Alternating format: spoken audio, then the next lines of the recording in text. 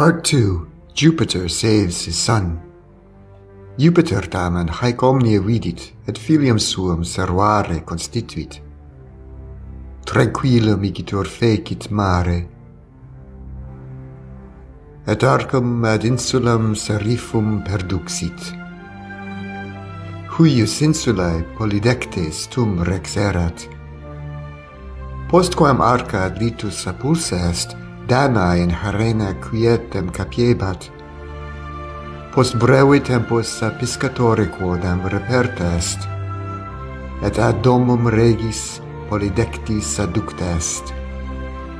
Ille matrem et puerem benigne excepit, et iis sedem tutam infinibus suis dedit, Danae hoc donum libenter recepit, et pro tanto beneficio regi gratias egit.